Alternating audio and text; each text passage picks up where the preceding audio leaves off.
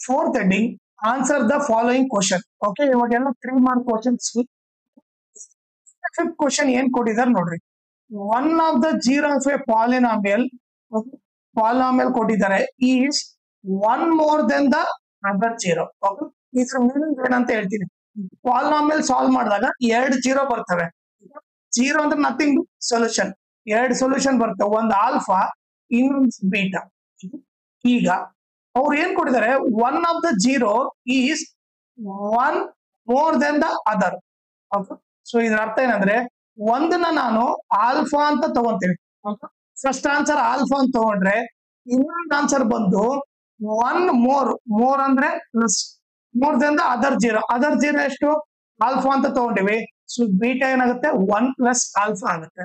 So 1 zero alpha ತಗೊಂಡ್ರೆ ಇನ್ನೊಂದು ಜೀರೋನ ಏನ್ ತಗೋಬೇಕು, 1 ಪ್ಲಸ್ ಆಲ್ಫಾ ಅಂತ ತಗೋಬೇಕು. ಅದು ಅದರ ಮೀನಿಂಗ್. ಈಗ ನೆಕ್ಸ್ಟ್ ಏನ್ ಕೊಡ್ತೀವಿ ನೋಡ್ರಿ.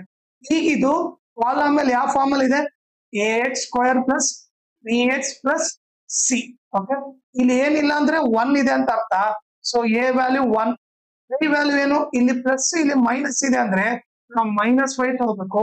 ಸಿ ವ್ಯಾಲ್ಯೂ ಏನು, ಕೆ. ಈಗ ನಾವೇನ್ ಕಂಡಿಡ್ಬೇಕು, ಕೆ ವ್ಯಾಲ್ಯೂ ಕಂಡಿಡ್ಬೇಕು. ಓಕೆ, ಈಗ ನಾವು ಕೆ ವ್ಯಾಲ್ಯೂ ಫೈಂಡ್ ಮಾಡ್ಬೇಕು. ಓಕೆನಾ. ಈಗ ಫಸ್ಟ್ ನಾನೇನ್ ಮಾಡ್ತೀನಿ, ನಮಗೆ ಫಾರ್ಮುಲಾ ಏನ್ ಗೊತ್ತು, alpha plus beta is equal to minus B by A ಅಂತ ಗೊತ್ತು. ಈಗ ಆಲ್ಫಾ ವ್ಯಾಲ್ಯೂ ಏನು, ಆಲ್ಫಾ ಅಂತ ತಗೊಂಡಿವಿ.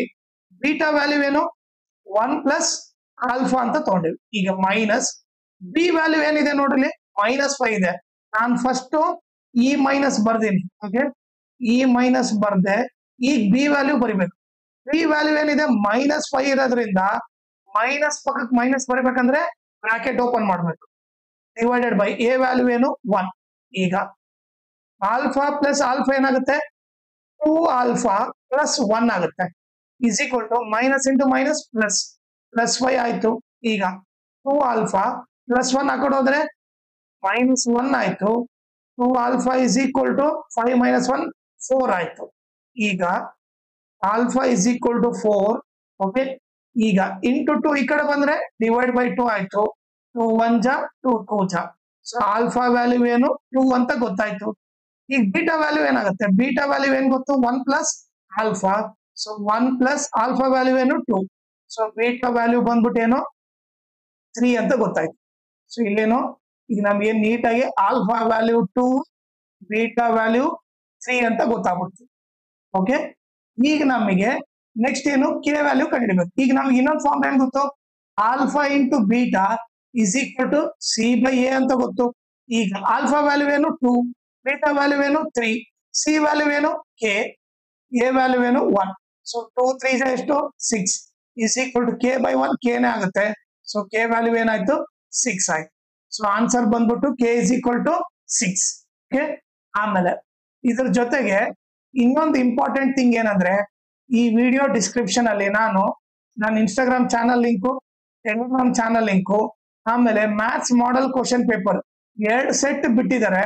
ಸೆಟ್ 1 ಮತ್ತೆ ಸೆಟ್ 2. ನಾವು ಎರಡನ್ನ ಸಾಲ್ವ್ ಮಾಡ್ಬಿಟ್ಟು ಅದರ ಲಿಂಕ್ ನ ಈ ವಿಡಿಯೋ ಡಿಸ್ಕ್ರಿಪ್ಷನ್ ಅಲ್ಲಿ ಹಾಕಿರ್ತೀನಿ. ಇದನ್ನ ನೀವು ರೆಫರ್ ಮಾಡಿ. ಆಮೇಲೆ ಇನ್ಸ್ಟಾಗ್ರಾಮ್ ಮತ್ತೆ ಟೆಲಿಗ್ರಾಮ್ ಚಾನಲ್ ಫಾಲೋ ಮಾಡೋದ್ರಿಂದ ಅಡ್ವಾಂಟೇಜ್ ಏನಂದ್ರೆ, ನಿಮಗೆ ಏನಾದ್ರೂ ಡೌಟ್ ಇದ್ರೆ ನೀವು ಪರ್ಸನಲ್ ಆಗಿ ಮೆಸೇಜ್ ಮಾಡ್ಬಿಟ್ಟು ನೀವು ಕ್ಲಾರಿಫೈ ಮಾಡ್ಕೋಬಹುದು. ಆಮೇಲೆ ಏನಾದ್ರೂ ಅಪ್ಡೇಟ್ ಇದ್ರೆ, ಲೈಕ್ ಕ್ವಶನ್ ಪೇಪರ್ ಸಾಲ್ವ್ ಮಾಡಿರೋದು ಇಲ್ಲ ನೋಟ್ಸ್ ಕೊಟ್ರೆ ಅಪ್ಡೇಟ್ ಇದ್ರೆ ಇಮಿಡಿಯೇಟ್ ಆಗಿ ಗೊತ್ತಾಗುತ್ತೆ. ಸೊ ಅದಕ್ಕೋಸ್ಕರ ಇನ್ಸ್ಟಾಗ್ರಾಮ್ ಮತ್ತೆ ಟೆಲಿಗ್ರಾಮ್ ಚಾನಲ್ ನ ಫಾಲೋ ಮಾಡಿ.